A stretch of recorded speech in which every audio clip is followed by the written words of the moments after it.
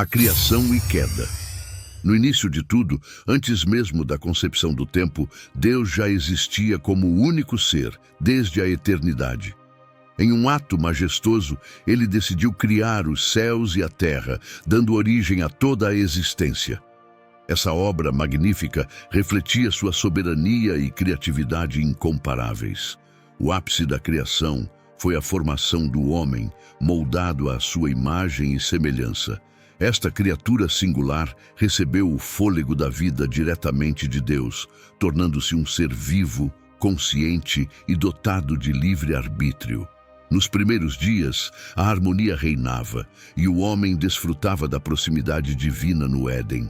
No entanto, mesmo nesse paraíso, a humanidade enfrentou sua maior provação. Adão e Eva, os primeiros seres humanos, sucumbiram à tentação sutil da serpente. O fruto proibido, oferecido com promessas enganosas, tornou-se o catalisador da queda. A desobediência introduziu o pecado no mundo, alterando irreversivelmente a relação entre Deus e seus filhos. Ao comerem o fruto, Adão e Eva experimentaram a amarga realidade do afastamento de Deus. Suas ações resultaram não apenas em sua própria queda espiritual, mas também na herança do pecado para toda a humanidade. A pureza inicial foi substituída pela consciência do bem e do mal, e o Éden foi deixado para trás, guardado por querubins. Esse episódio fundamental, registrado nas páginas da Bíblia, ilustra a fragilidade humana. A criação e a queda repercutem ao longo das Escrituras, demonstrando a necessidade de redenção e apontando para a promessa de um Salvador que restauraria a comunhão perdida entre Deus e a humanidade. A Era Antediluviana. Após a queda de Adão e Eva, a trajetória da humanidade revela a complexidade da natureza humana e a incessante busca de Deus por restauração. O mundo antigo estava repleto de intrigas e desafios, com sociedades se formando e estabelecendo de maneiras distintas. Entretanto, o coração das pessoas se afastava da moralidade e da integridade, cedendo às tentações e se desviando do caminho da retidão. O livro de Gênesis nos transporta para esse período de decadência moral. As relações entre as pessoas eram marcadas por traições, ganância e uma busca desenfreada por poder.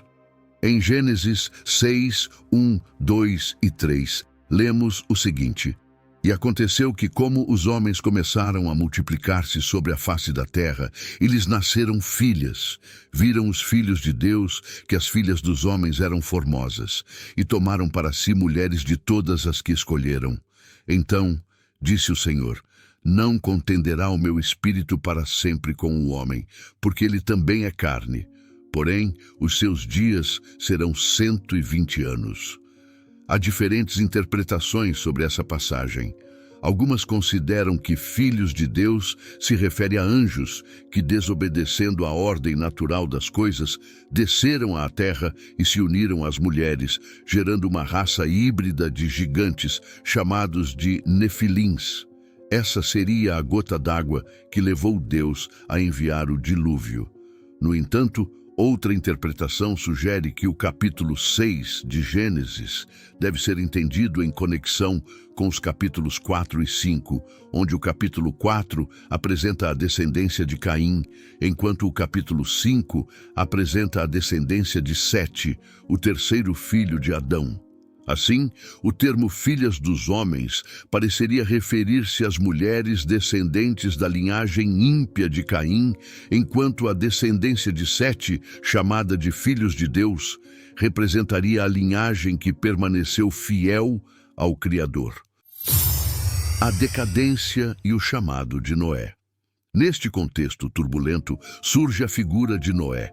Ele é apresentado na Bíblia como um homem de justiça e retidão, destacando-se em meio à corrupção que permeava sua sociedade. Noé era filho de Lameque e neto de Matusalém.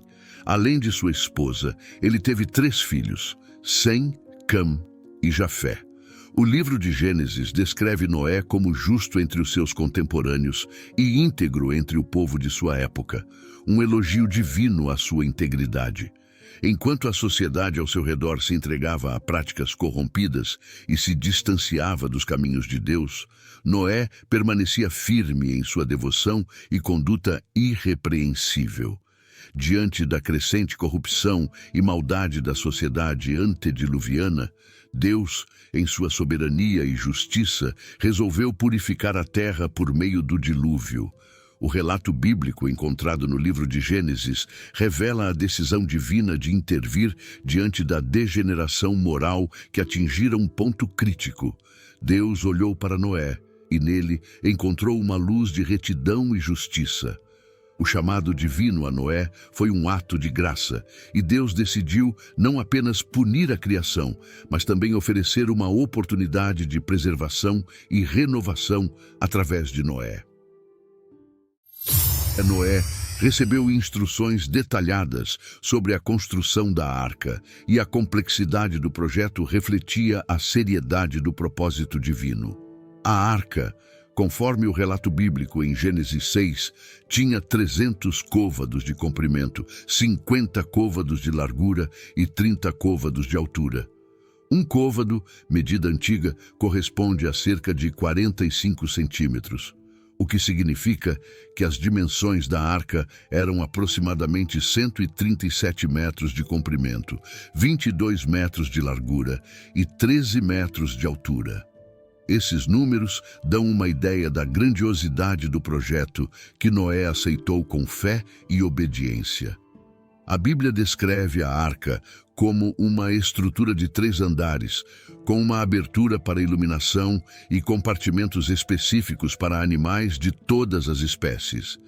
Deus, em sua onisciência, revelou a Noé as especificações exatas para a construção da arca. Cada detalhe foi comunicado de maneira clara, refletindo a perfeita provisão divina. O uso de madeira de cipreste e betume fazia parte do plano de Deus para assegurar a durabilidade e conservação da arca. Noé, juntamente com sua família, dedicou-se incansavelmente à construção, sem se deixar abalar pela incredulidade das pessoas ao seu redor. Alguns relatos apócrifos, como o livro de Jazar, capítulo 5, afirmam que Noé demorou 5 anos para completar a construção da arca. Este tempo parece razoável, considerando a necessidade de organizar a provisão de alimentos para a família e para todos os animais que permaneceriam na arca durante 1 ano. Um milagre adicional ocorre quando se estabelece uma convivência pacífica entre os animais de diferentes espécies. O relato bíblico enfatiza não apenas a obediência dos animais às instruções divinas, mas também a paz e harmonia que reinam dentro da embarcação, destacando a providência de Deus. O início do dilúvio. O dilúvio é descrito de maneira dramática nas Escrituras. Todas as fontes do grande abismo foram rompidas e as janelas dos céus foram abertas. Gênesis 7:11. As chuvas torrenciais caíram incessantemente, transformando rapidamente o cenário familiar em uma paisagem irreconhecível. As águas avançaram com força implacável, cobrindo planícies, montanhas e tudo o que encontravam pelo caminho. A Bíblia deixa claro que todas as montanhas mais altas, debaixo de todo o céu, foram cobertas pelas águas. Gênesis 7:19. Durante 40 dias e 40 noites, a terra foi submersa, e a arca flutuava nas águas turbulentas. Este barco construído por Noé não era apenas um abrigo físico, mas também um símbolo de salvação divina em meio ao caos. A providência de Deus guiava a arca pelas águas, protegendo Noé, sua família e os animais. A pomba e a restauração. Após o período de chuvas, Noé, em sua paciência e fé, decidiu enviar uma pomba para investigar as condições da terra. A primeira vez que a pomba foi enviada, ela retornou sem encontrar um lugar para pousar, indicando que as águas ainda cobriam a terra. No entanto, no segundo envio, a pomba retornou com uma folha de oliveira no bico, sinalizando que as águas estavam recuando e a vida estava sendo restaurada. Este momento foi visto por Noé como uma confirmação da renovação da terra. Mesmo assim, Noé esperou mais 7 dias antes de abrir novamente a janela da arca, demonstrando sua cautela e seu desejo de garantir que o solo estivesse seguro para desembarcar. A aliança de Deus com Noé. Após o dilúvio, a Bíblia narra a saída de Noé e sua família da arca diante de uma terra transformada. Em gratidão, Noé ofereceu sacrifícios ao Senhor, reconhecendo a proteção e a misericórdia de Deus durante o período do dilúvio. Em resposta, Deus estabeleceu uma aliança com Noé e toda a criação, prometendo nunca mais destruir a terra com um dilúvio. O arco-íris foi dado como símbolo visível dessa aliança, uma lembrança constante da promessa divina. Nunca mais será ceifada toda a carne pelas águas do dilúvio, nem haverá mais dilúvio para destruir a terra. Gênesis 9:11. As consequências do dilúvio. As águas recuaram, revelando uma paisagem alterada. Novas montanhas e vales surgiram, sugerindo uma reconfiguração geológica provocada pelas forças do dilúvio. A humanidade, agora reduzida à família de Noé, tornou-se o ponto de partida para a repopulação da terra. As genealogias que se desdobram após o dilúvio traçam a linha das futuras nações e povos, delineando a diversidade que emergiu da família de Noé. Sem, Cam e Jafé, os 3 filhos de Noé, receberam bênçãos e responsabilidades para repovoar diferentes regiões. Sem foi associado ao Oriente Médio e aos povos semitas, incluindo hebreus e árabes. Jafé recebeu a missão de repovoar a Europa e partes da Ásia, como registrado em Gênesis 9:27. Alargue Deus a Jafé e habite nas tendas de Sem, e seja-lhe Canaã por servo. Cam, por sua vez, foi ligado à região que mais tarde seria associada à África, sendo sua descendência ligada aos povos africanos. O episódio de Cam e a maldição. O episódio de Cam e a maldição que se seguiu é um dos eventos mais intrigantes e comentados na história bíblica após o dilúvio. Após a grande inundação, Noé, um dos sobreviventes do cataclismo que destruiu a antiga humanidade, plantou uma vinha. Este gesto representava não apenas a retomada da vida na terra, mas também o cultivo da civilização. No entanto, em um momento de fraqueza e vulnerabilidade, Noé embriagou-se com o vinho produzido e acabou ficando nu dentro de sua tenda. A Bíblia nos relata que durante esse episódio, Cam, o filho mais jovem de Noé, viu a nudez de seu pai. Em vez de agir com prudência e respeito, Cam fez algo inesperado. Ele foi contar a seus irmãos, Sem e Jafé, sobre a condição em que havia encontrado Noé. Essa ação de Cam, embora aparentemente simples, revelou uma falta de respeito e de honra. Ele não apenas expôs a fragilidade de seu pai, como também agiu de maneira imprudente ao falar sobre isso com seus irmãos. Na cultura daquela época, a exposição da nudez, especialmente a de um pai, era vista como algo extremamente desonroso e humilhante. Sem e Jafé, por outro lado, mostraram uma atitude completamente diferente. Ao ouvirem o relato de Cam, eles pegaram um manto, caminharam de costas para a tenda e cobriram a nudez de Noé sem sequer olhá-lo. Esse ato foi uma demonstração clara de respeito, honra e decoro. Ao agirem dessa forma, Sem e Jafé não apenas protegeram a dignidade de seu pai, mas também expressaram um profundo senso de reverência pela autoridade e respeito pelos laços familiares. Quando Noé despertou de seu estado de embriaguez e soube o que havia acontecido, ele reagiu de maneira severa e profética. Ele pronunciou uma maldição sobre Canaã, o filho de Cam, dizendo: "Maldito seja Canaã, servo dos servos será para seus irmãos." Gênesis 9:25. Essa maldição não recaiu diretamente sobre Cam, mas sobre sua descendência, mais especificamente sobre Canaã. Já os irmãos de Cam, Sem e Jafé, receberam bênçãos. Noé disse: Bendito seja o Senhor Deus de Sem, e seja-lhe Canaã por servo. Engrandeça Deus a Jafé, e habite ele nas tendas de Sem, e seja-lhe Canaã por servo. Gênesis 9, 26 a 27. Essa bênção e maldição tiveram repercussões profundas na narrativa bíblica subsequente.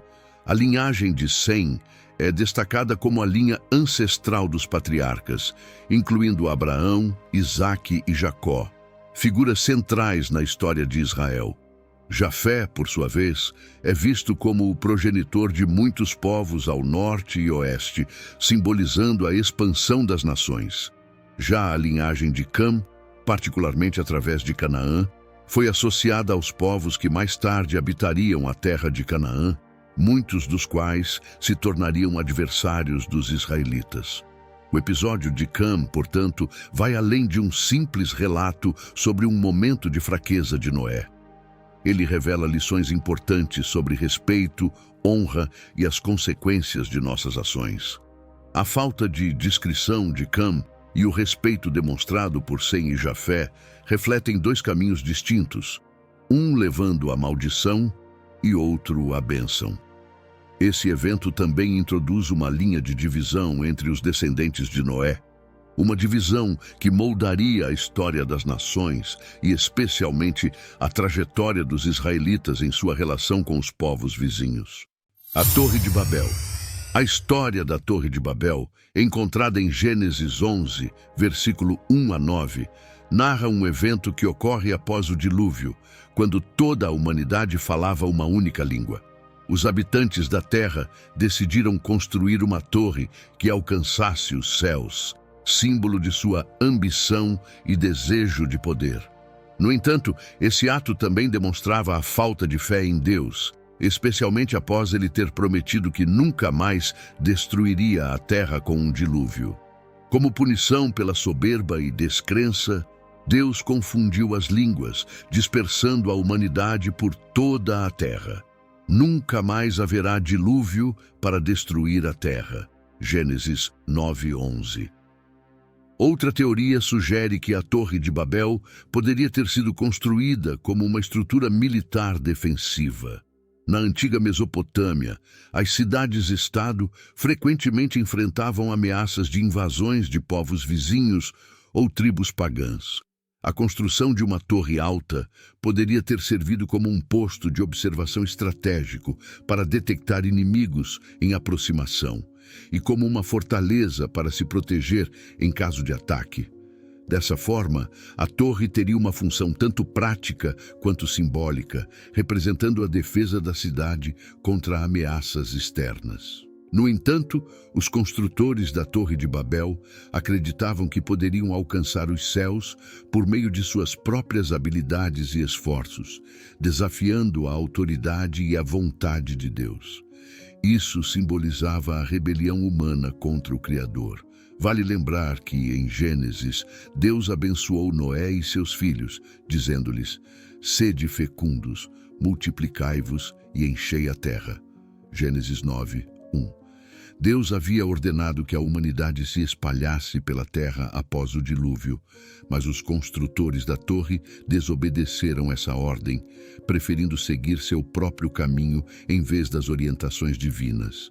Os construtores eram liderados por Nimrod, um descendente de Noé, mencionado na Bíblia como um notável rei de grande poder.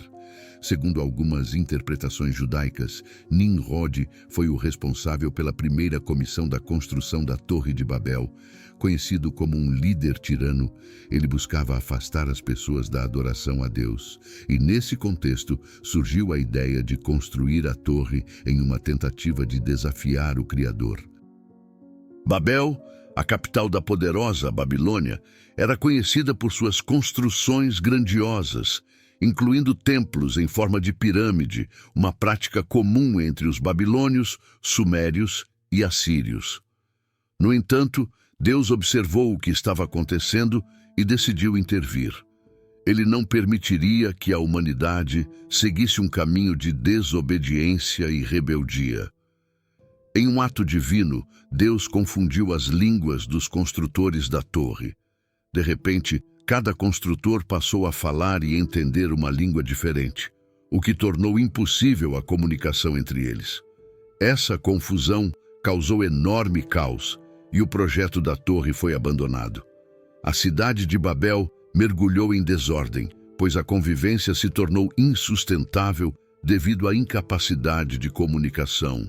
O nome Babel deriva da palavra hebraica Balal, que significa confusão, em referência direta à confusão das línguas que ocorreu.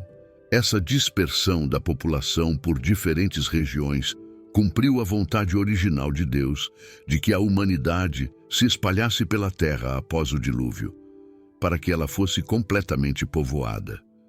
Cada grupo linguístico deu origem à sua própria cultura, nação e identidade, o que moldou a diversidade humana que conhecemos hoje.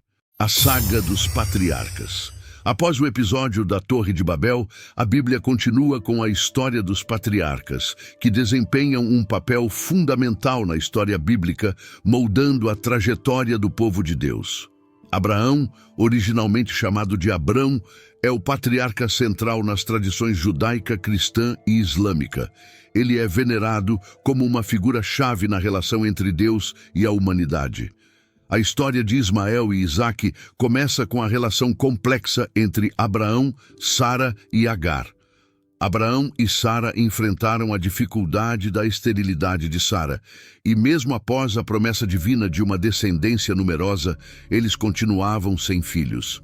Em um momento de desespero, Sara sugeriu que Abraão tivesse um filho com sua serva egípcia, Agar. Abraão concordou, e Agar concebeu Ismael. Essa concepção, no entanto, trouxe conflitos. A Bíblia relata tensões entre Sara e Agar, que levaram Sara a tratar Agar de maneira severa, forçando-a a fugir para o deserto. Lá, um anjo do Senhor encontrou Agar e profetizou sobre o nascimento de Ismael e sua descendência. Encaminhada pelas palavras do anjo, Agar retornou à casa de Abraão. O nascimento de Isaque. Após o nascimento de Ismael, Deus apareceu novamente a Abraão e renovou suas promessas, mencionando especificamente que Sara, apesar de sua idade avançada, daria à luz um filho. Ao ouvir isso, Sara inicialmente riu de incredulidade, mas Deus reafirmou que nada é impossível para ele. O nascimento de Isaque representou o cumprimento da promessa divina de uma descendência numerosa. O nome Isaque, que significa riso em hebraico, reflete a reação de Sara ao ouvir a promessa de Deus. Com o nascimento de Isaque, a dinâmica familiar se tornou mais complexa. As tensões entre Sara e Agar aumentaram, resultando na eventual expulsão de Agar e Ismael. Como filho rejeitado, Ismael enfrentou questões de identidade e pertencimento. No deserto, Agar e Ismael experimentaram a solidão e a incerteza, e a Bíblia destaca a angústia de Agar ao ver seu filho sofrer. Agar e Ismael no deserto.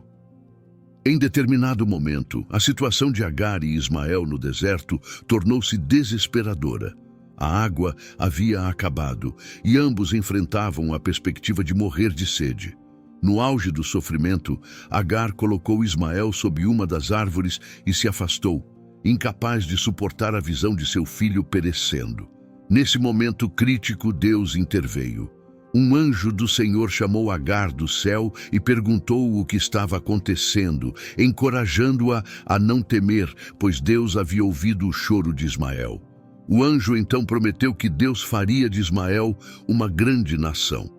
Em seguida, Deus abriu os olhos de Agar, e ela viu um poço de água nas proximidades. Agar foi até o poço, encheu o odre com água e deu de beber a Ismael, salvando a vida de ambos. Após essa intervenção divina, Agar e Ismael continuaram a viver no deserto de Parã, onde Ismael cresceu, tornando-se um caçador habilidoso e perito no uso de arco e flecha. sua mãe, providenciou para ele uma esposa do Egito. A Bíblia menciona esta fase da vida de Ismael em Gênesis 21, 18 a 21. Deus estava com o menino e ele cresceu. Habitou no deserto e tornou-se flecheiro. Habitou no deserto de Parã, e sua mãe tomou-lhe uma mulher da terra do Egito. As promessas a Isaque. Enquanto Ismael e seus descendentes formavam várias tribos árabes, as promessas feitas aos descendentes de Isaque também eram de grande impacto. Deus prometeu que a descendência de Isaque se tornaria uma grande nação e herdaria a terra prometida. Uma promessa central nas tradições judaica, cristã e islâmica, associada à formação do povo de Israel e à revelação divina ao longo do Antigo Testamento.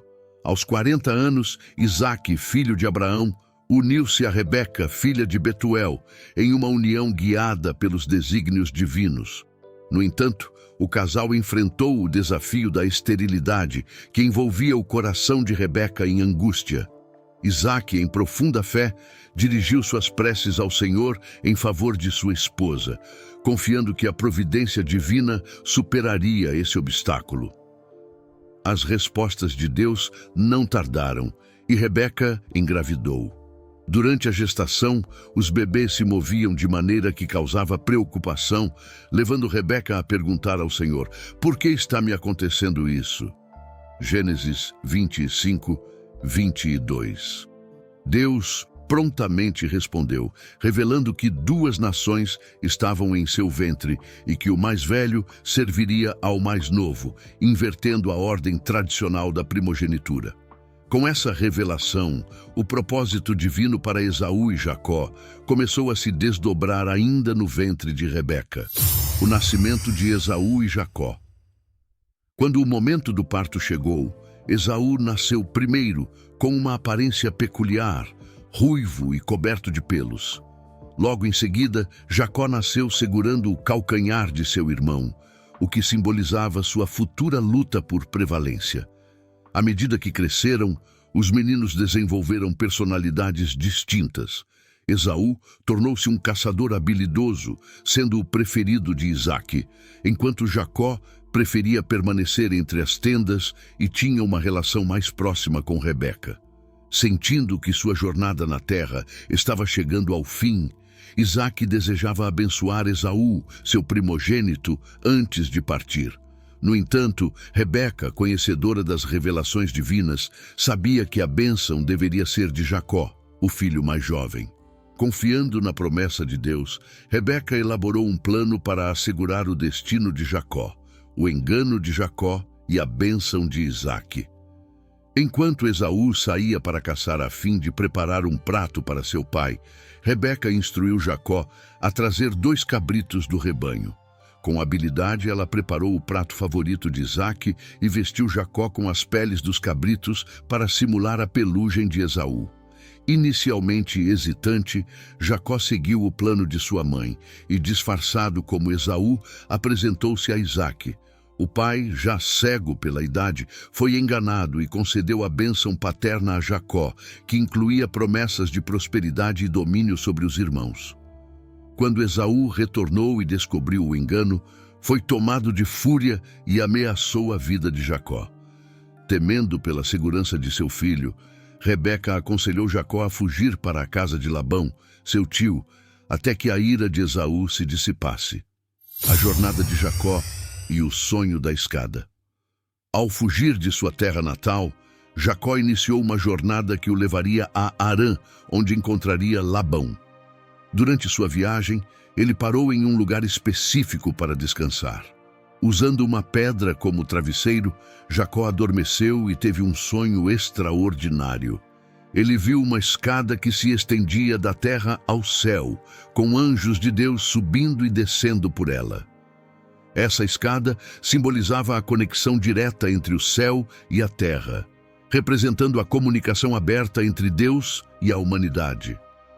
Durante o sonho, Deus estava no topo da escada e falou a Jacó, reafirmando as promessas feitas a Abraão e Isaque. Deus garantiu que a descendência de Jacó seria vasta e abençoada, espalhando-se por toda a terra, uma promessa que moldaria o destino de Jacó e de suas futuras gerações. Deus também prometeu estar com Jacó onde quer que ele fosse e trazê-lo de volta àquela terra. Quando Jacó acordou, ele percebeu a importância sagrada do lugar onde havia descansado e exclamou: "Sem dúvida o Senhor está neste lugar e eu não o sabia." Gênesis 28:16. Em reconhecimento à experiência espiritual, Jacó tomou a pedra que havia servido como travesseiro, a colocou como um memorial, derramou óleo sobre ela em sinal de consagração e chamou o lugar de Betel, que significa Casa de Deus. O encontro de Jacó com Raquel. A jornada de Jacó continuou e certo dia, próximo a um poço, ele perguntou aos pastores sobre a origem deles. "Meus irmãos, de onde sois?" A resposta foi: "Somos de Harã." Em sua busca por parentes, Jacó questionou se eles conheciam Labão, neto de Naor e irmão de Abraão. Os pastores confirmaram e avisaram a Jacó que Raquel, filha de Labão, estava prestes a chegar com suas ovelhas. Cheia de emoção ao reconhecer sua parente, Jacó se aproximou, rolou a pedra que cobria a boca do poço e deu água ao rebanho de Labão. O encontro revelou o parentesco e, movido por sentimentos sinceros, Jacó beijou Raquel e chorou de emoção. Raquel correu para contar a seu pai, Labão, sobre a chegada de Jacó. Labão, ao ouvir sobre o parente, apressou-se para recebê-lo calorosamente com abraços. Jacó contou sua história e Labão o reconheceu como parente, oferecendo-lhe hospitalidade. O acordo com Labão.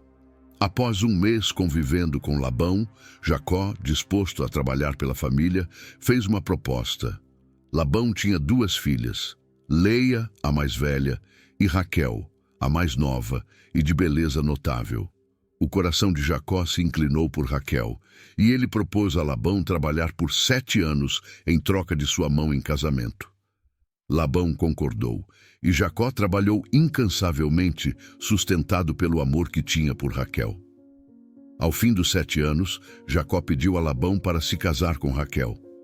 No entanto, Labão, astuto, preparou um banquete de casamento e, à noite, entregou Leia, sua filha mais velha, a Jacó. Ao amanhecer, Jacó percebeu o engano.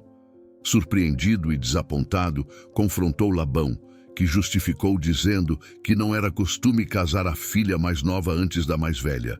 Labão, então, propôs que Jacó completasse a semana de festa com Leia e, em seguida, se casasse com Raquel, com a condição de trabalhar mais 7 anos. Em um testemunho de resiliência e amor, Jacó aceitou o acordo. A prosperidade e o conflito com Labão, Jacó, agora casado com Leia e Raquel, consolidou sua família e prosperou na criação de seu próprio rebanho. Deus abençoou seus esforços e os animais sob seu cuidado se multiplicaram. No entanto, à medida que Jacó prosperava, as tensões com Labão também aumentavam. Percebendo a necessidade de autonomia e buscando cumprir a promessa divina de retornar à terra de seus pais, Jacó expressou o desejo de partir. Labão, percebendo que a presença de Jacó era uma fonte de bênção, tentou persuadi-lo a permanecer, mas Jacó, guiado pelo chamado de Deus, manteve-se firme em sua decisão. Assim, Jacó, acompanhado por suas esposas, filhos e rebanhos, partiu em direção à terra de Canaã. Contudo, ele ainda temia o reencontro com seu irmão Esaú, cuja ira ele temia desde que havia recebido a bênção de Isaque. O reencontro com Esaú e a luta no rio Jaboque. Antes de se encontrar com Esaú, Jacó elaborou um plano para apaziguar a possível ira de seu irmão. Ele enviou uma caravana de presentes, incluindo animais e bens valiosos, como um gesto de reconciliação. Na noite anterior ao encontro, Jacó reuniu suas esposas, servas e filhos e os fez atravessar o rio Jaboque. No entanto, ele permaneceu sozinho do outro lado para enfrentar seu temor mais profundo. Foi então que um evento extraordinário ocorreu. Um homem misterioso apareceu e lutou com Jacó durante toda a noite. A luta foi intensa e simbolizava os desafios que Jacó enfrentaria em sua jornada. Desde o momento de seu nascimento, quando segurou o calcanhar de Esaú, Jacó havia lutado por prevalecer. Agora, às vésperas de reencontrar seu irmão, ele enfrentava o momento mais decisivo de sua vida. No auge da luta, o homem tocou a articulação da coxa de Jacó, deslocando-a, mas mesmo ferido, Jacó se recusou a desistir e insistiu em receber uma bênção. O homem perguntou a Jacó qual era seu nome, e ao ouvir a resposta, declarou: "Teu nome não será mais Jacó, mas Israel, porque lutaste com Deus e com os homens e prevaleceste." Gênesis 32, 28. A mudança de nome marcou uma transformação espiritual e identitária profunda para Jacó, que agora se chamava Israel. Peniel, o encontro com Deus. Jacó percebeu que havia lutado com Deus. Ele chamou o lugar de Peniel, que significa rosto de Deus, porque havia visto Deus face a face e, no entanto, sua vida fora preservada. A luta com Deus não só mudou o nome de Jacó, mas também simbolizou um novo capítulo em sua jornada de fé, confiança e perseverança. Após a experiência transformadora de Jacó, em que ele recebeu uma nova identidade e uma perspectiva renovada, ele prosseguiu em sua jornada ao amanhecer, mancando por causa da coxa deslocada durante a luta. Chegamos ao ponto culminante da história de Jacó e Esaú, com o temido encontro entre os irmãos se aproximando. A tensão pairava no ar, carregada pela antiga ameaça de Esaú de matar Jacó. Ciente da delicadeza da situação, Jacó tomou uma medida de humildade e submissão, curvando-se 7 vezes diante de Esaú. Esse gesto simbólico demonstrava respeito e o profundo desejo de Jacó por reconciliação. Surpreendentemente, Esaú não respondeu com hostilidade, como muitos poderiam esperar. Em vez disso, ele correu em direção a Jacó, o abraçou e chorou. A cena foi marcante, simbolizando o perdão e o amor fraternal. Apesar da reconciliação, Jacó e Esaú decidiram seguir caminhos separados. Jacó estabeleceu-se em Sucote, onde construiu uma casa e abrigos para seu gado. Essa fase de estabilidade simbolizou tanto sua segurança material quanto a paz alcançada após anos de incerteza e conflito.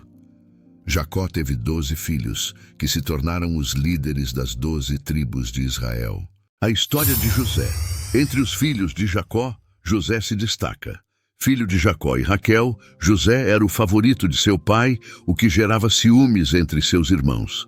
Além disso, José tinha sonhos que indicavam sua futura posição de liderança sobre seus irmãos, intensificando a inveja. Em um evento crucial, Jacó enviou José para verificar o bem-estar de seus irmãos, que estavam pastoreando o rebanho longe de casa. Ao verem José se aproximando, os irmãos conspiraram para matá-lo. No entanto, Rúben, o irmão mais velho, sugeriu jogá-lo em uma cisterna com a intenção de resgatá-lo mais tarde e devolvê-lo ao pai. Enquanto José estava na cisterna, um grupo de mercadores ismaelitas passou pelo local. Judá, outro irmão de José, propôs vendê-lo como escravo aos mercadores e os irmãos concordaram.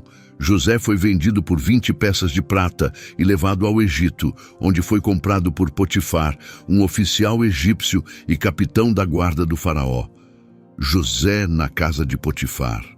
A Bíblia descreve Potifar como um oficial de alta confiança do faraó.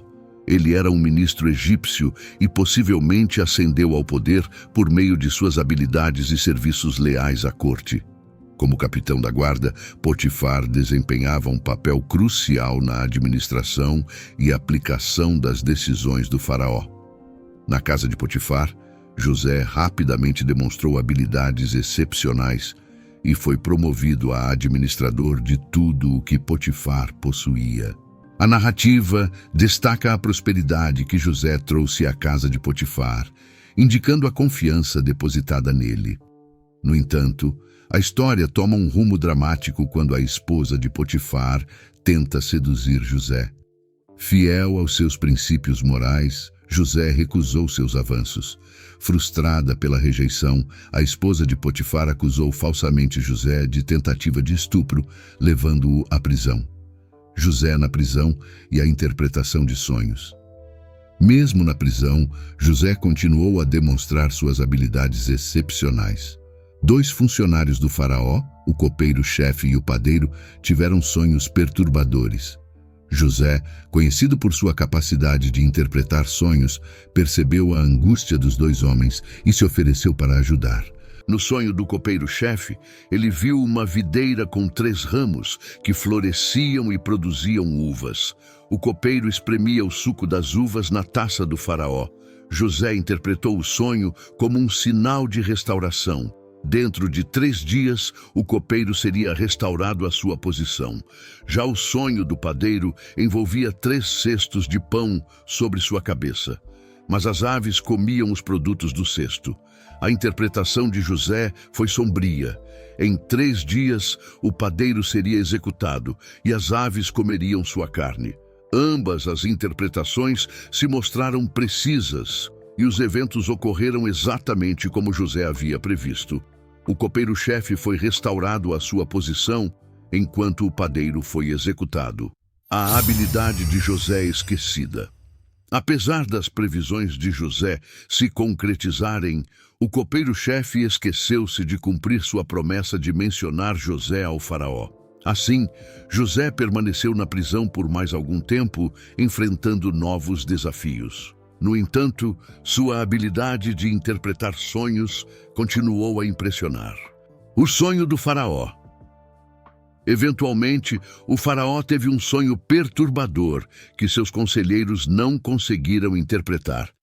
Foi nesse momento que o copeiro-chefe se lembrou de José e de sua habilidade única. José foi chamado à presença do faraó para interpretar o sonho, dando início a um novo capítulo em sua vida e em sua jornada de fé. Então, José foi trazido à presença do faraó para interpretar o sonho perturbador que ninguém conseguia decifrar. Ele revelou que o sonho era uma mensagem de Deus sobre uma iminente escassez de alimentos na região. José explicou ao faraó: "Eis que vem 7 anos de grande fartura por toda a terra do Egito.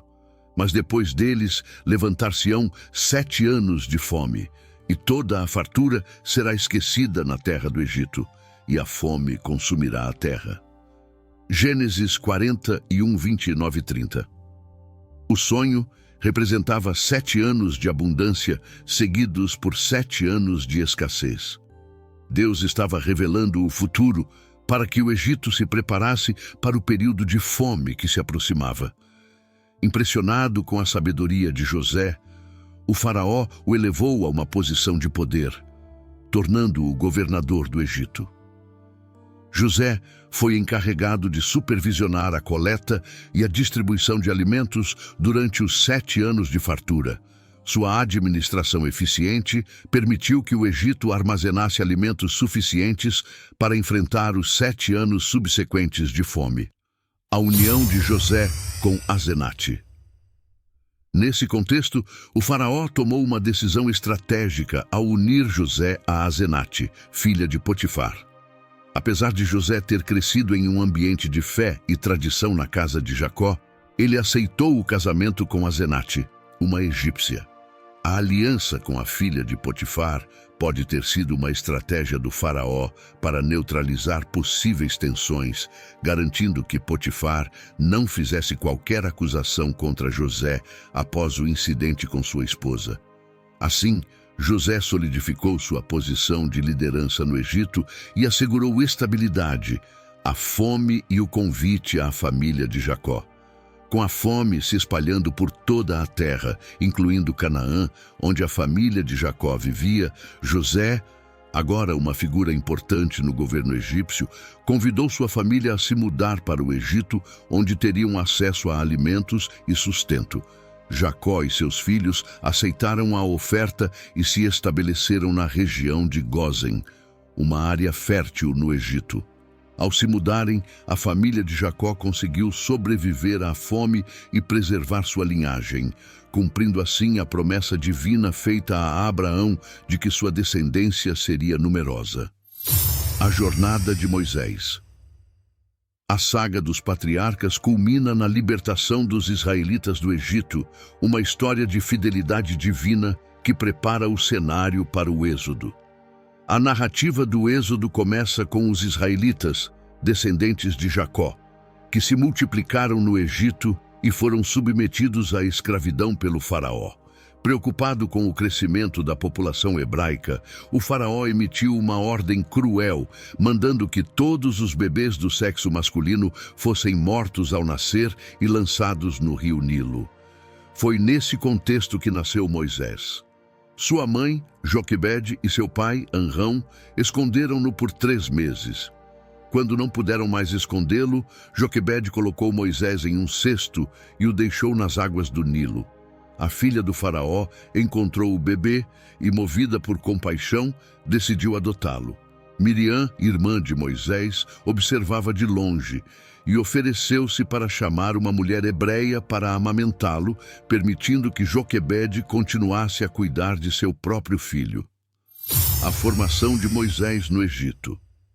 Moisés cresceu nos corredores luxuosos da corte egípcia, recebendo uma educação privilegiada e adquirindo uma compreensão das complexidades da sociedade egípcia. No entanto, ele nunca esqueceu suas raízes hebraicas. Quando adulto, Moisés testemunhou a opressão dos israelitas e, em um ato de ira, matou um egípcio que maltratava um hebreu. Temendo as consequências, Moisés fugiu para o deserto de Midian. No deserto, Moisés encontrou refúgio na casa de Jetro, um sacerdote local. Ele se casou com Zípora, filha de Jetro, e tornou-se pastor de ovelhas. A vida simples no deserto contrastava com a riqueza que Moisés conhecera no Egito. Mas foi durante esse período que Deus o preparou para sua futura missão de libertar os israelitas. A sarça ardente e o chamado divino. Depois de 40 anos no deserto, Moisés teve um encontro extraordinário com Deus no Monte Horebe, onde viu uma sarça que ardia em chamas, mas não se consumia. Ao se aproximar, ele ouviu a voz de Deus, que o chamou para libertar os israelitas da escravidão. Inicialmente, Moisés resistiu, sentindo-se inadequado para a tarefa. No entanto, Deus o encorajou, revelando-se como o Eu Sou, o Deus de seus antepassados, Abraão, Isaque e Jacó. Moisés então aceitou o chamado. As pragas no Egito e a libertação dos israelitas. Moisés, acompanhado de seu irmão Arão, retornou ao Egito e apresentou-se diante do faraó, pedindo a libertação do povo hebreu. O faraó resistiu, e em resposta, Deus enviou uma série de pragas sobre o Egito, transformou as águas do rio Nilo em sangue, enviou rãs, piolhos, moscas, pestes nos animais, úlceras, chuva de granizo, gafanhotos, escuridão e, por fim, a morte dos primogênitos. Apesar das pragas devastadoras, o faraó continuava a resistir. O golpe final que induziu o faraó a ceder foi a 10ª praga. Moisés, seguindo as instruções divinas, anunciou a iminência dessa praga. Deus instruiu os israelitas a marcar as portas de suas casas com o sangue de um cordeiro. Na noite designada, o anjo da morte passaria pelo Egito, mas onde visse o sangue, ele passaria sem causar dano. À meia-noite, uma escuridão profunda e silenciosa tomou conta do Egito, interrompida apenas pelo lamento nas casas egípcias, desde o palácio do faraó até as humildes moradias. A praga atingiu todas as famílias, ceifando a vida do primogênito em cada lar que não estava protegido pelo sangue do cordeiro. O pranto ecoou por todo o Egito. O faraó, atingido pela perda pessoal de seu próprio filho, finalmente cedeu.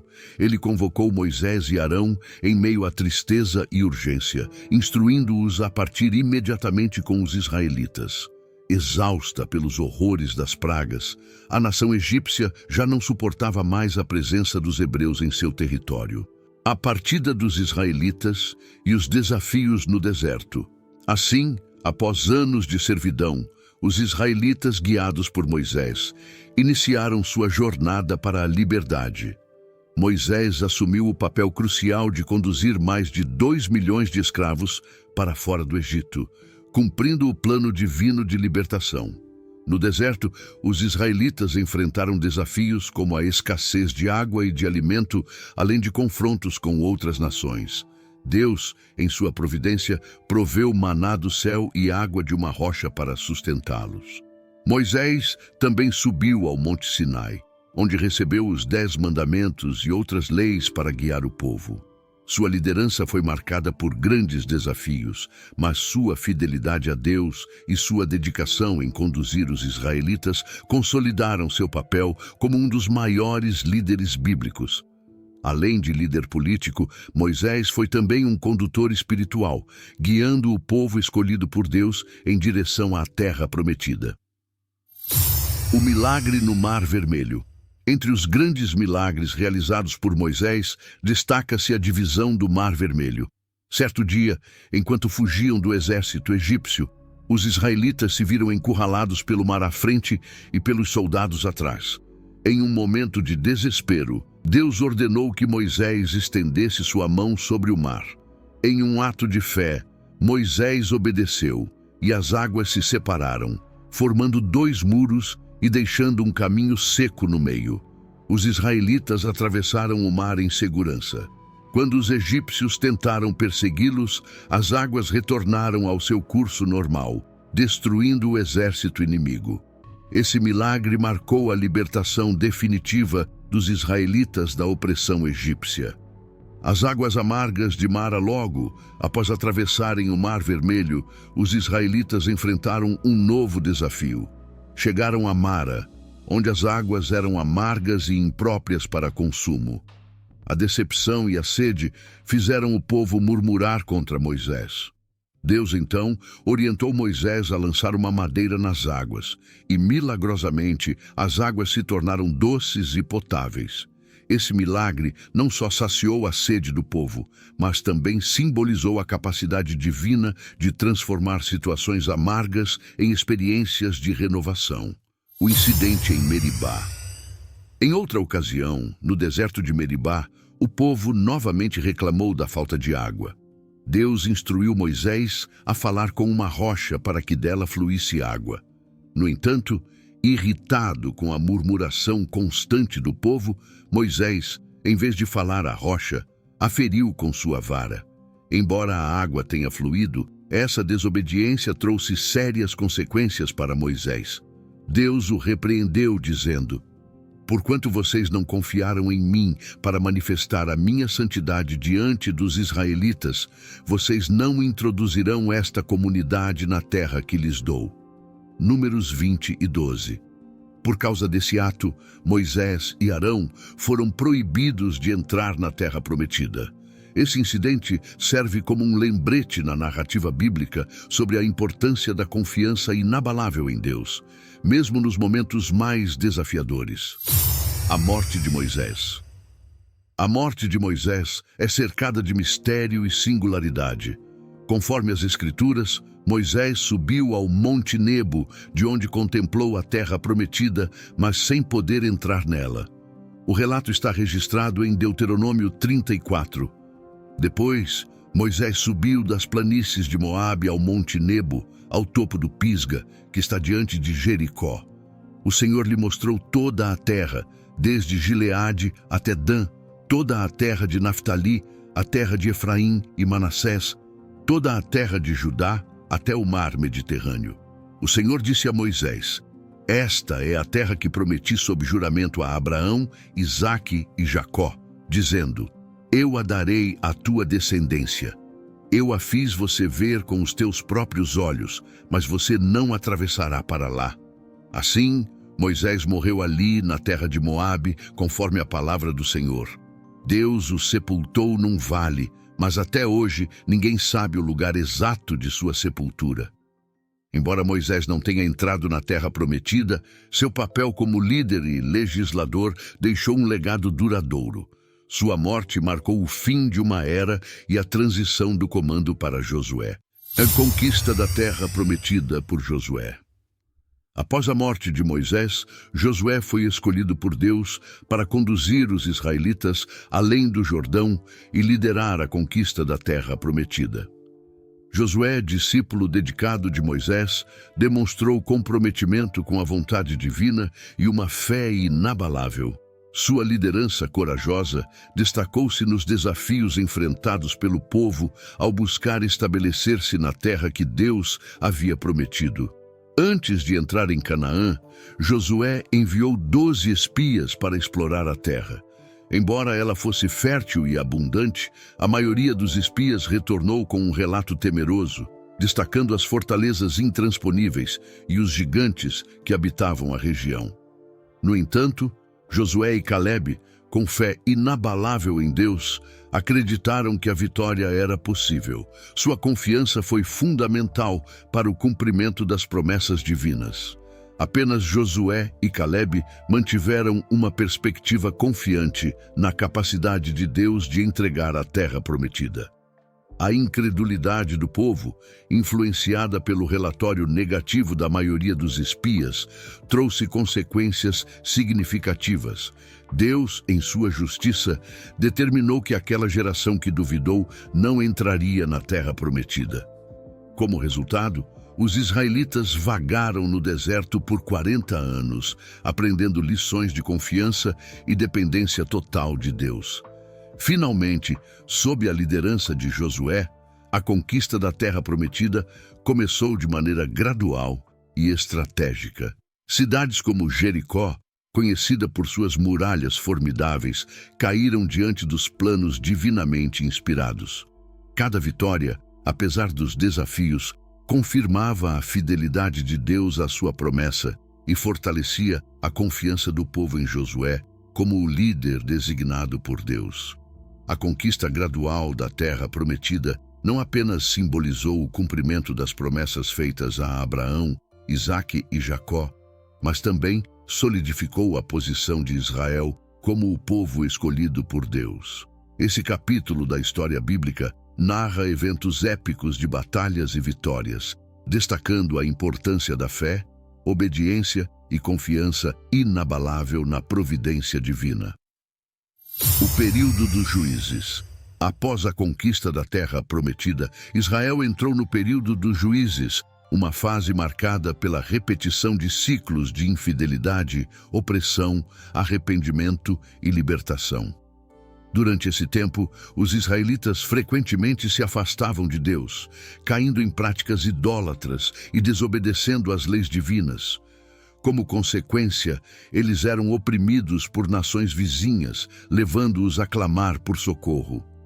Deus, em sua misericórdia, levantava juízes para libertar o povo da opressão e trazê-los de volta ao caminho da obediência. Esses juízes, inspirados pelo Espírito Santo, desempenharam papéis cruciais em tempos de crise. Gideão, a vitória sobrenatural. Um dos juízes mais notáveis foi Gideão, que, apesar de sua relutância inicial, liderou os israelitas à vitória contra os midianitas. Deus instruiu Gideão a reduzir seu exército drasticamente para demonstrar que a vitória seria uma obra divina. Com um pequeno grupo de homens, usando uma estratégia engenhosa que envolvia tochas e cântaros, Gideão derrotou os midianitas durante a noite. Sua vitória foi impressionante e ele governou Israel como juiz por 40 anos. Sansão, a força sobrenatural e a traição de Dalila. Sansão, outro juiz de Israel, nasceu de uma promessa divina à sua mãe, Manoá, que era estéril. Ele foi consagrado como nazireu, abstendo-se de vinho e mantendo-se puro. Dotado de uma força física extraordinária pelo Espírito do Senhor, Sansão realizou grandes feitos, mas sua fraqueza emocional o envolveu com Dalila, uma mulher filisteia. Dalila, movida por ganância e lealdade ao seu povo, foi subornada pelos líderes filisteus para descobrir o segredo da força de Sansão. Após várias tentativas, Sansão finalmente revelou que sua força estava ligada ao seu voto de nazireu, especificamente ao fato de nunca ter cortado o cabelo. Dalila aproveitou essa revelação e, enquanto Sansão dormia, cortou seu cabelo, resultando em sua captura pelos filisteus. Após ser cegado e colocado em correntes, Sansão, em um ato final de fé, clamou a Deus por força uma última vez. Ele derrubou as colunas do templo filisteu, sacrificando-se para destruir seus inimigos. Débora, a juíza e profetisa de Israel. Débora se destacou como a única juíza mulher de Israel. Ela atuava como líder espiritual e governante judicial, respondendo ao clamor do povo oprimido pelos cananeus. Guiada por Deus, Débora convocou Baraque, um líder militar israelita, para lutar contra Sísera, o comandante cananeu. Débora profetizou que a vitória seria concedida a Israel, mas a glória seria atribuída a uma mulher. Após a batalha, Sísera fugiu e procurou refúgio na tenda de Jael, uma mulher queneia. Aproveitando-se da oportunidade, Jael matou Sísera, cravando uma estaca em sua têmpora, enquanto ele dormia, cumprindo a profecia de Débora. A vitória foi celebrada com o famoso Cântico de Débora, registrado no livro de Juízes, capítulo 5. Samuel, o último dos juízes. O período dos juízes culminou com Samuel, um profeta e juiz de Israel. Sua história começou com sua mãe, Ana, que orou fervorosamente ao Senhor por um filho e prometeu dedicá-lo a Deus. Deus ouviu suas súplicas e Ana deu à luz Samuel, que foi entregue ao serviço do Senhor no santuário de Siló, sob a tutela do sacerdote Eli. Desde jovem, Samuel foi chamado por Deus para ser um profeta. Ele desempenhou um papel crucial na transição de Israel do período dos juízes para a monarquia, ungindo Saul e, posteriormente, Davi como reis de Israel. O período dos juízes é caracterizado pela dinâmica entre a infidelidade de Israel, a disciplina divina e a provisão graciosa de Deus através dos líderes que ele levantava. Cada juiz desempenhou um papel significativo em momentos de crise, reafirmando a necessidade de fé, obediência e confiança no poder de Deus. Se você está gostando desse conteúdo, considere se inscrever no canal e clicar no botão de like para receber mais vídeos como este. A transição para a monarquia em Israel. O período dos juízes preparou o terreno para a transição à era dos reis, uma nova fase na jornada do povo de Deus. O período da monarquia em Israel foi marcado por eventos de extrema importância, começando com o pedido do povo por um rei. O desejo dos israelitas foi motivado pela observação das outras nações ao redor que tinham monarcas. Embora Deus tenha aceitado a decisão, ela refletia uma certa falta de confiança em Deus como o governante supremo de Israel. Deus, respeitando a escolha do povo, concedeu-lhes um rei, e Saul foi ungido como o primeiro rei de Israel. O reinado de Saul foi marcado por sucessos notáveis, como a vitória sobre os amalequitas, mas também por falhas, incluindo sua desobediência às instruções divinas. Isso eventualmente levou à unção de um novo rei, escolhido por Deus, Davi, um jovem pastor de Belém. Davi, o pastor escolhido por Deus. Davi era o mais jovem dos filhos de Jessé, um homem temente a Deus. Quando o profeta Samuel foi enviado para ungir o próximo rei de Israel, os irmãos mais velhos de Davi foram apresentados primeiro, mas Deus não escolheu nenhum deles. Em vez disso, Samuel ouviu a voz divina que o instruiu a ungir Davi. Apesar de ser o mais novo e aparentemente menos notável, Deus viu em Davi um coração obediente e cheio de fé. Samuel então ungiu Davi. E a partir desse momento, o jovem pastor recebeu a missão divina de liderar o povo de Israel. Davi continuou com suas responsabilidades de pastor, mas agora carregava também a unção divina que guiaria seus passos ao trono. Davi e Golias. A prova de fé. O destino de Davi tomou um rumo notável quando os filisteus se reuniram para lutar contra os israelitas. Os dois exércitos estavam acampados em lados opostos de um vale, e os filisteus tinham Golias, um gigante, como seu campeão. Ele desafiou os israelitas a enviarem um guerreiro para lutar em um combate singular, com a promessa de que o perdedor renderia seu povo ao vencedor. Golias insultou os israelitas e zombou de sua fé, mas nenhum soldado israelita ousava enfrentá-lo. Davi, ao ouvir os insultos, ofereceu-se para lutar. Longe das armaduras pesadas dos soldados, Davi escolheu apenas uma funda, 5 pedras e sua fé em Deus. Davi declarou a Saul que sua confiança vinha das experiências em que já havia enfrentado leões e ursos para proteger suas ovelhas. No dia da batalha, enquanto Golias avançava, Davi correu em sua direção e, com uma única pedra lançada de sua funda, acertou a testa do gigante.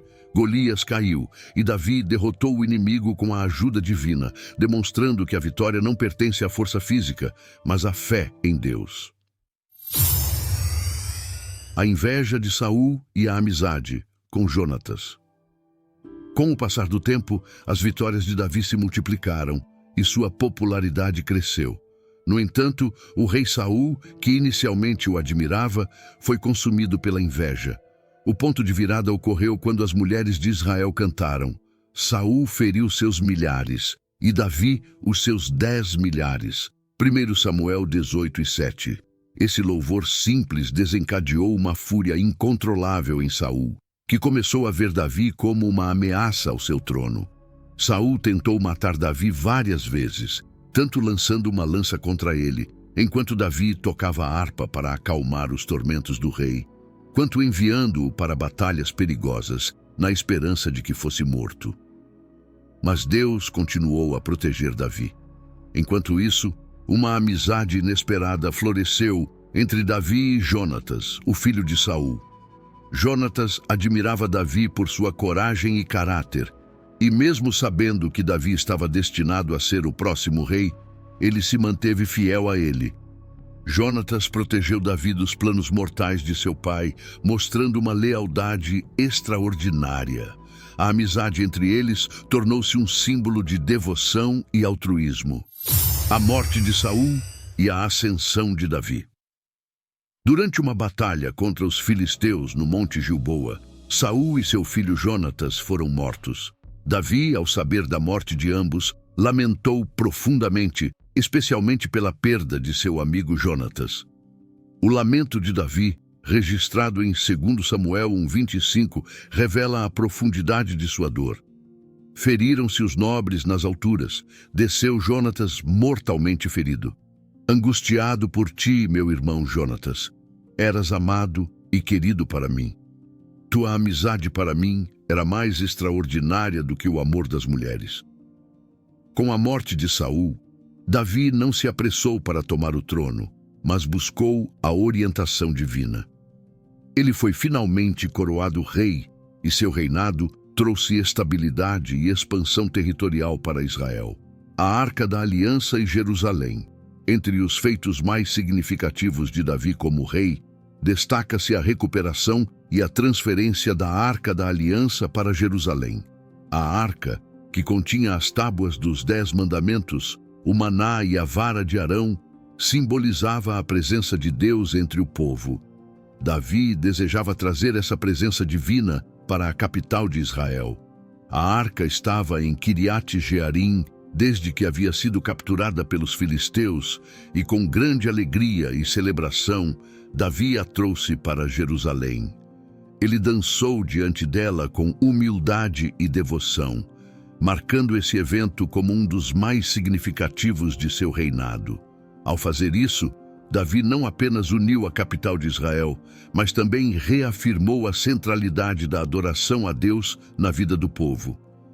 A era da monarquia, iniciada com Saul e solidificada com Davi, trouxe à nação de Israel uma nova forma de governo e uma relação renovada com Deus.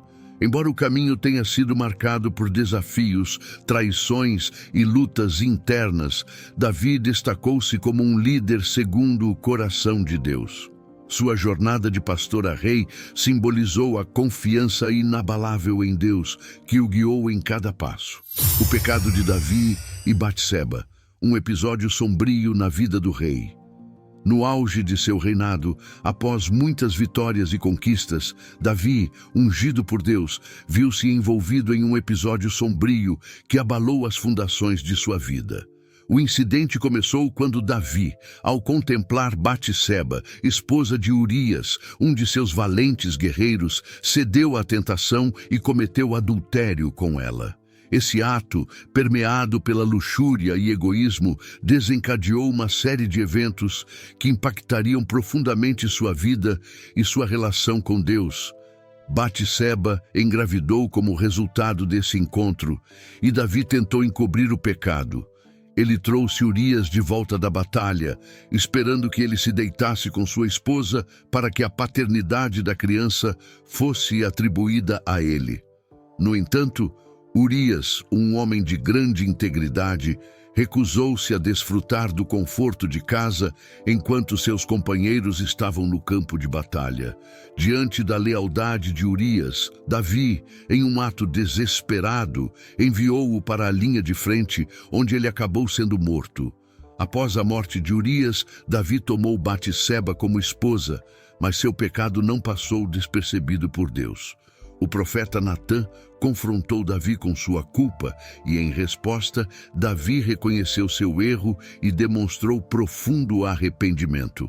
No Salmo 51, Davi expressa seu arrependimento sincero, clamando: "Compadece-te de mim, ó Deus, segundo a tua benignidade. Apaga as minhas transgressões, segundo a multidão das tuas misericórdias." Salmo 51, 1. Embora Deus tenha perdoado Davi, as consequências de seu pecado se manifestaram de forma severa. A criança nascida do adultério morreu, e a casa de Davi foi marcada por conflitos e instabilidade familiar. A morte de Davi e a ascensão de Salomão. Nos últimos anos de sua vida, Davi, já idoso e enfraquecido, reconheceu que era o momento de transferir a liderança para a próxima geração. O relato desse momento crucial está registrado em 1 Reis 2, onde Davi convoca seu filho Salomão, prestes a sucedê-lo como rei, para compartilhar a importância da aliança que Deus havia estabelecido com sua linhagem. Davi relembrou a promessa divina de que um de seus descendentes governaria perpetuamente sobre Israel, destacando a responsabilidade dessa missão. A morte de Davi está registrada no Antigo Testamento, em 1 Reis, e embora a Bíblia não forneça detalhes específicos sobre a causa, indica que ele morreu em idade avançada, após um longo reinado. Antes de sua morte, Davi deu instruções finais a Salomão sobre como governar e tratar certas pessoas em seu reino. A ascensão de Salomão ao trono foi marcada por desafios e intrigas familiares. Adonias, outro filho de Davi, tentou usurpar o trono, mas a intervenção do profeta Natã e de Batseba garantiu que Salomão, o escolhido por Deus, fosse coroado rei. Em 1 Crônicas 22, Deus revela a Davi que Salomão, seu filho, seria o responsável por construir o templo. Você terá um filho que será um homem de paz. Seu nome será Salomão, e durante o reinado dele darei paz e sossego a Israel. O reinado de sabedoria de Salomão. Salomão começou seu reinado promovendo estabilidade e unidade no reino de Israel. Sua característica mais proeminente era sua sabedoria, concedida por Deus. Logo nos primeiros dias de seu governo, Salomão fez uma aliança significativa com o Senhor, buscando orientação divina para liderar o povo de Israel. Esse evento está registrado em 1 Reis 3, onde Deus apareceu a Salomão em um sonho e disse: "Pede-me o que queres que eu te dê." 1 Reis 3, 5. Salomão, em sua humildade, pediu sabedoria para governar com justiça e discernimento, reconhecendo a grande responsabilidade de liderar a nação escolhida por Deus.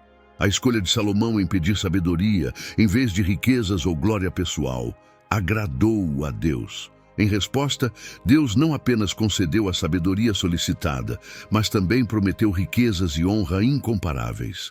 O julgamento das duas mulheres.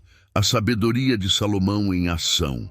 Uma das histórias mais famosas que exemplifica a sabedoria de Salomão é o julgamento das duas mulheres que disputavam a maternidade de uma criança.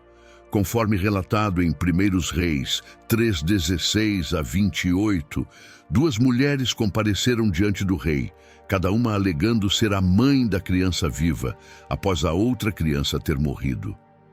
Em vez de tomar uma decisão imediata, Salomão sugeriu dividir a criança ao meio e dar metade para cada mulher. A resposta das mulheres revelou a verdade. A verdadeira mãe implorou para que a criança fosse dada a outra mulher, enquanto a falsa mãe concordou com a divisão. Salomão então declarou que a verdadeira mãe era aquela que preferia abrir mão da criança a vê-la morta, demonstrando um amor genuíno. Este julgamento solidificou a reputação de Salomão como um rei sábio e justo. A construção do Templo de Jerusalém. Além de sua sabedoria, Salomão é amplamente lembrado por sua realização mais grandiosa, a construção do Templo de Jerusalém.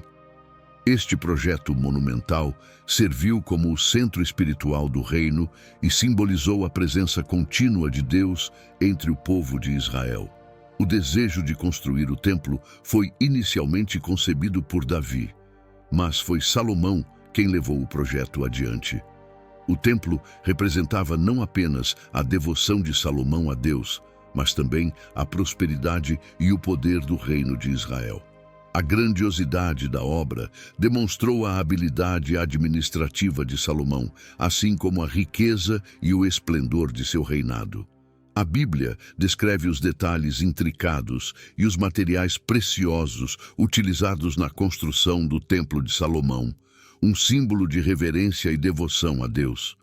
Cedro do Líbano foi utilizado para a estrutura e ouro puro adornava os interiores, refletindo a dedicação e a reverência do rei.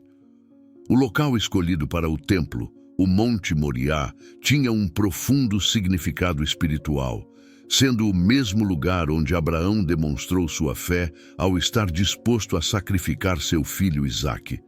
Este ato de fé precedeu a construção do templo e destacou a continuidade da relação especial entre Deus e o povo de Israel.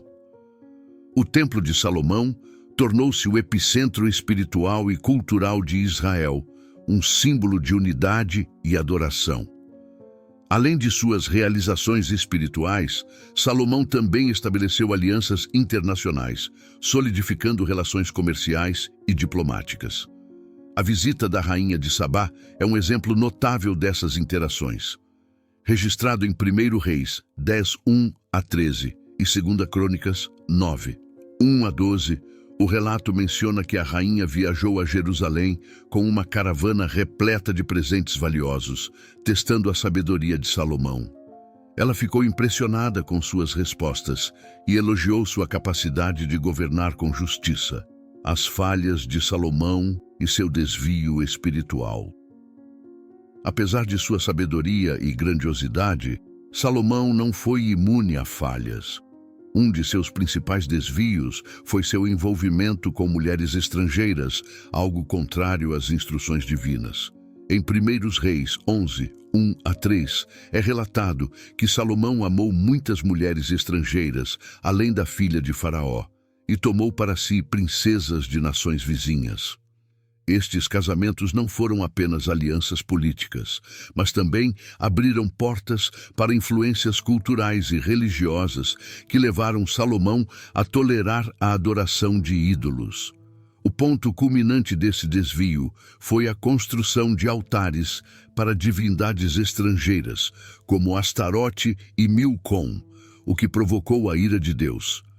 Como resultado, Deus levantou adversários contra Salomão, incluindo Jeroboão, que eventualmente se rebelou e se tornou o líder das tribos do norte.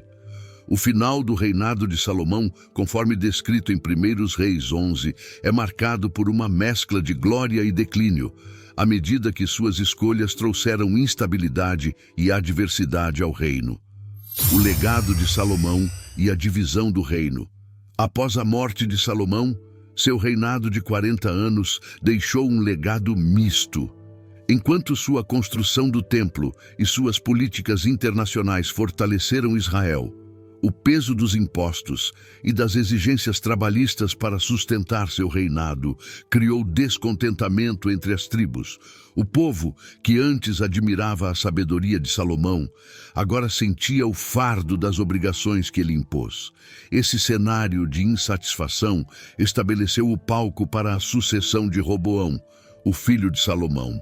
O reino de Israel, antes unificado e próspero, começava a se fragmentar. A população esperava que Roboão, ao assumir o trono, aliviasse as pesadas demandas que haviam sido impostas por seu pai, Roboão, e a divisão do reino. Logo após a morte de Salomão, Roboão herdou um reino dividido entre a lealdade à dinastia davídica e o descontentamento crescente. Quando Roboão encontrou-se com os representantes das tribos de Israel, o povo pediu alívio dos pesados impostos e do trabalho forçado que haviam suportado durante o reinado de Salomão. Roboão, no entanto, buscou conselhos de dois grupos: os anciãos, que sugeriram que ele aliviasse as cargas para ganhar o favor do povo, e os jovens conselheiros, que o incentivaram a adotar uma postura mais dura e autoritária. Roboão optou por seguir o conselho dos jovens e aumentou as exigências, recusando-se a aliviar o fardo do povo. Essa decisão provocou uma rebelião nas tribos do norte, liderada por Jeroboão. Como resultado, o reino de Israel foi dividido em dois: o reino do norte, composto pelas 10 tribos sob o governo de Jeroboão, e o reino do sul, composto pelas tribos de Judá e Benjamim, que permaneceram leais a Roboão. O reinado de Salomão, conhecido por sua sabedoria e pelas realizações grandiosas, terminou com uma nação dividida. Embora ele tenha consolidado Israel em um período de prosperidade e paz, suas falhas e a pesada carga imposta ao povo plantaram as sementes para a divisão que ocorreu logo após sua morte. A recusa de Roboão em ouvir o povo marcou o fim de uma era de unidade em Israel, dando início a uma nova fase de turbulência e conflito. Após a divisão do reino, as tribos do norte, lideradas por Jeroboão, não conseguiram tolerar a opressão contínua e a recusa do rei Roboão em atender suas necessidades. Esse cenário tumultuado culminou na decisão de Jeroboão em liderar a separação das tribos do norte, formando o Reino de Israel, também conhecido simplesmente como Israel. A separação e a proibição divina de guerra. Após a divisão, Roboão, o rei de Judá, mobilizou um exército para tentar recuperar o controle sobre o recém-formado Reino do Norte. No entanto, Deus interveio por meio de uma mensagem clara, proibindo as tribos do sul de lutarem contra seus próprios irmãos, afirmando que aquela divisão estava sob seu total controle e ocorria conforme sua soberana vontade. O evento é registrado em 1 de Reis 12 e 24, destacando que Deus estava por trás dos acontecimentos. Jeroboão e a idolatria no Reino do Norte. A liderança de Jeroboão no Reino do Norte foi marcada por um temor de que seus súditos voltassem a Jerusalém para adorar no templo, o que poderia enfraquecer sua autoridade. Com isso, Jeroboão tomou uma decisão desastrosa.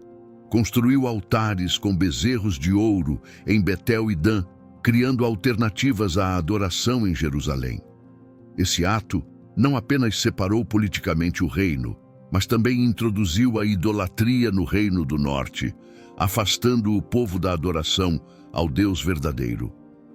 Apesar de o profeta Aías ter alertado Jeroboão e prometido uma dinastia duradoura se ele obedecesse aos princípios divinos, Jeroboão preferiu seguir seu próprio caminho, desobedecendo às instruções de Deus e atraindo juízo sobre si e sua casa. A consolidação de Judá sob Roboão. Enquanto isso, no Reino do Sul, Roboão enfrentava as consequências de suas decisões. Judá se tornou um reino menor, centrado em Jerusalém, mantendo a linhagem de Davi no trono.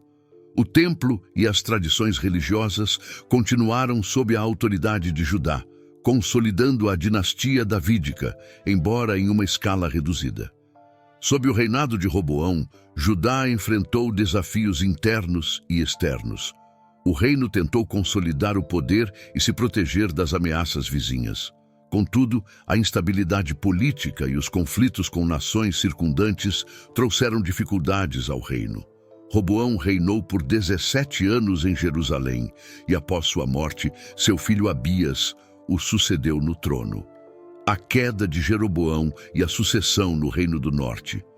No Reino do Norte, Jeroboão reinou por 22 anos. Sua liderança, marcada pela idolatria e desobediência, resultou na profecia de Aías se cumprindo. Jeroboão dormiu com seus pais e seu filho Nadab o sucedeu no trono. No entanto, a dinastia de Jeroboão e o Reino do Norte foram constantemente enfraquecidos pela apostasia e rebelião contra Deus. O colapso do Reino do Norte e a destruição de Samaria. O Reino do Norte, frequentemente liderado por reis que se afastavam de Deus, durou apenas 2 séculos. Em 722 a.C., os exércitos assírios, liderados pelo rei Sargão II, sitiaram e conquistaram Samaria, a capital do Reino do Norte. Como resultado, o povo de Israel foi levado ao exílio e disperso entre as nações, cumprindo assim o juízo que havia sido profetizado. A queda de Judá e o cativeiro babilônico. Enquanto o Reino do Norte havia caído, o Reino do Sul, Judá, também enfrentaria um destino semelhante, embora em um momento posterior. Babilônia emergiu como a potência dominante e em 586 a.C., Jerusalém foi sitiada e conquistada pelas forças babilônicas, lideradas pelo rei Nabucodonosor II. O templo, símbolo central da adoração em Judá, foi destruído e grande parte da população foi levada cativa para a Babilônia, marcando o início do cativeiro babilônico. O cativeiro babilônico e os profetas. O cativeiro babilônico representa um dos períodos mais sombrios da história de Israel. A destruição de Jerusalém e o exílio do povo para a Babilônia foram eventos devastadores. No entanto, mesmo durante essa crise, Deus enviou profetas como Jeremias, Ezequiel e Daniel para orientar, confortar e alertar o povo. Jeremias, conhecido como o profeta das lágrimas, previu a queda de Jerusalém e exortou o povo a aceitar a disciplina divina, enquanto Ezequiel e Daniel, profetizando na Babilônia, trouxeram mensagens de esperança e restauração futura. A visão do vale de ossos secos que o profeta Ezequiel teve, registrada em Ezequiel 37, versículo 1 a 10, é uma das passagens mais emblemáticas e poderosas da Bíblia, transmitindo uma mensagem de esperança, restauração e o poder transformador de Deus. Esse episódio se desenrola no contexto do exílio babilônico, um período de profunda desolação para o povo de Israel, em que a fé, a identidade e o futuro da nação estavam seriamente ameaçados. O contexto do exílio e o papel de Ezequiel. Antes de ser levado para o exílio na Babilônia, Ezequiel havia atuado como sacerdote no Templo de Jerusalém. No entanto, após a invasão babilônica liderada por Nabucodonosor em 597 a.C., Ezequiel foi deportado para a Babilônia junto com outros líderes de Israel. Nesse novo cenário, longe da terra prometida, Ezequiel transicionou de sacerdote para profeta, recebendo visões extraordinárias e mensagens diretas de Deus para o povo exilado. A causa do exílio era clara: a desobediência do povo de Israel à aliança mosaica, a aliança que havia sido estabelecida por Deus com Moisés no Monte Sinai. Essa aliança envolvia não apenas bênçãos em troca de obediência, mas também advertências severas sobre as consequências da desobediência.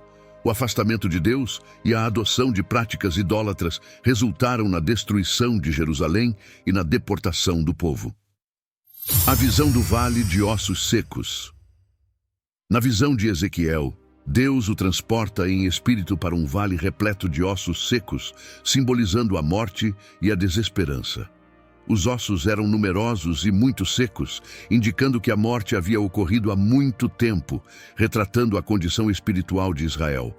Uma nação espiritualmente morta, sem vida, sem esperança e separada de Deus.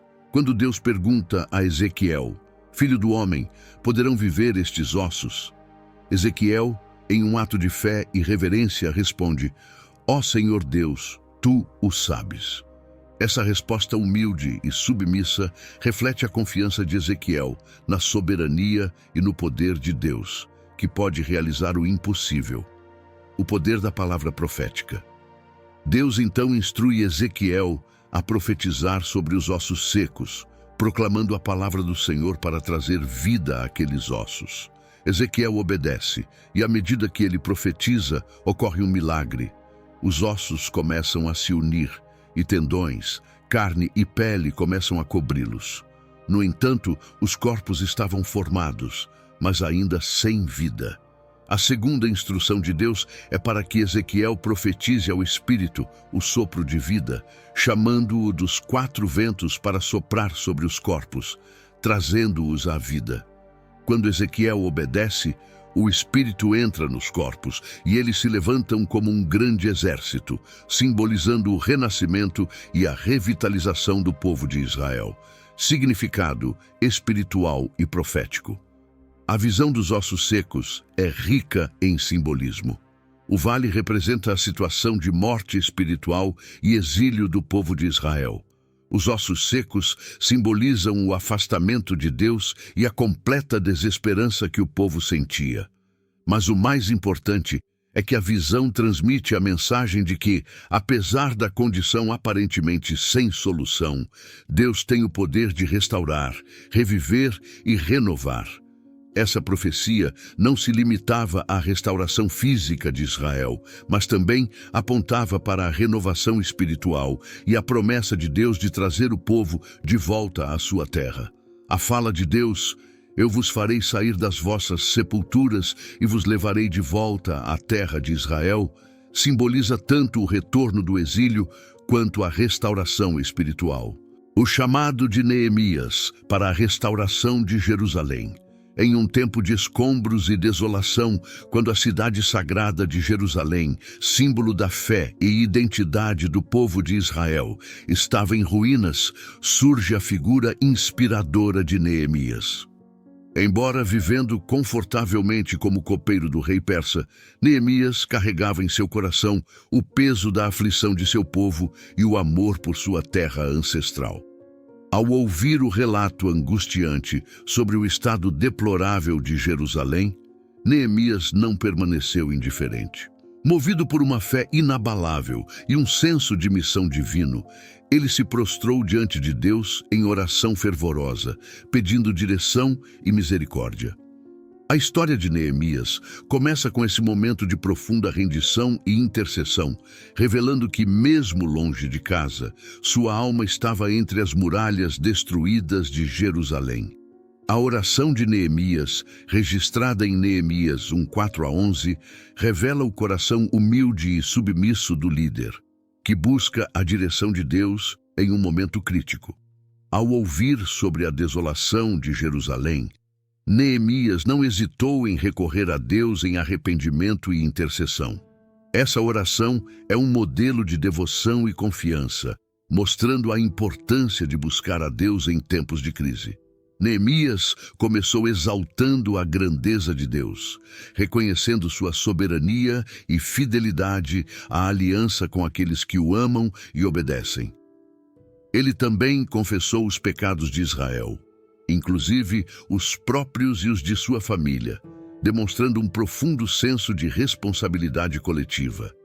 Essa confissão reconhecia que o estado atual de Jerusalém era o resultado direto da desobediência à aliança estabelecida por Deus. Na sequência, Neemias suplicou por misericórdia e favor diante do rei persa, a fim de obter permissão para retornar a Jerusalém e liderar a reconstrução. A oração de Neemias não foi apenas um pedido de ajuda, mas um comprometimento em agir sob a direção divina. Ele sabia que qualquer sucesso em seus planos dependeria da intervenção e bênção de Deus. A resposta divina e o apoio do rei Deus respondeu à oração de Neemias, e quando este apresentou seu pedido ao rei Artaxerxes, ele recebeu permissão não só para voltar a Jerusalém, mas também apoio logístico e militar. O rei forneceu cartas de recomendação e materiais para a reconstrução das muralhas. Esse apoio foi visto como a mão de Deus, operando por meio das circunstâncias, uma evidência de que Neemias estava agindo conforme o plano divino. A reconstrução das muralhas. Ao chegar em Jerusalém, Neemias enfrentou vários desafios, incluindo oposição interna e externa. Inimigos como Sambalate e Tobias tentaram impedir a reconstrução, utilizando-se de táticas como ameaças, intrigas e até tentativas de desmoralizar o povo. No entanto, Neemias, guiado por sua fé e sua visão clara do que Deus havia chamado para realizar, manteve-se firme. Neemias organizou o povo de maneira eficiente, com metade dos trabalhadores se dedicando à reconstrução, enquanto a outra metade se preparava para defender a cidade. Apesar dos inúmeros obstáculos, as muralhas de Jerusalém foram reconstruídas em tempo recorde, em 52 dias, conforme Neemias 6:16. O avivamento espiritual. A restauração física das muralhas foi acompanhada de uma restauração espiritual. Esdras, o escriba, liderou uma leitura pública da lei, que foi recebida com grande reverência pelo povo. A leitura foi seguida de arrependimento coletivo e renovação do compromisso com Deus. Esse avivamento foi fundamental para a solidificação da identidade do povo de Israel, que mesmo após o cativeiro, buscava restaurar sua aliança com Deus. O retorno de Neemias a Jerusalém não marcou apenas a reconstrução física das muralhas, mas também o início de uma transformação espiritual e social profunda na comunidade. Com uma visão holística, Neemias convocou o povo para a leitura e estudo das Escrituras, reconhecendo que a fundação espiritual era tão vital quanto as paredes físicas. Sua liderança inspiradora guiou o povo de volta aos princípios fundamentais de sua fé, renovando o compromisso com Deus. Neemias também empreendeu reformas sociais para resolver injustiças e desigualdades. Ele confrontou uma situação em que os mais vulneráveis estavam sendo explorados por meio de empréstimos abusivos. Alguns indivíduos estavam cobrando juros exorbitantes, mergulhando outros em dívidas insuportáveis. A resposta de Neemias foi imediata. Ele repreendeu publicamente os responsáveis pelos abusos e exigiu que devolvessem o que haviam tomado indevidamente. Sua postura firme deixou claro que a exploração não seria tolerada sob sua liderança. Além de corrigir abusos específicos, Neemias implementou reformas sociais para abordar questões estruturais, trazendo justiça e equidade ao povo. O Antigo Testamento encerra-se com as mensagens dos profetas pós-exílio, como Ageu, Zacarias e Malaquias, que exortaram o povo a manter sua caminhada espiritual e renovar sua fidelidade a Deus. Entretanto, após o fim do cânon do Antigo Testamento, seguiu-se um período de 400 anos de silêncio profético. Não há registro de novos livros sendo escritos nesse intervalo, e a voz dos profetas cessou. Esse período de silêncio, no entanto, não representou inatividade divina. Era um tempo de preparação para o cumprimento das promessas messiânicas que haviam sido anunciadas pelos profetas.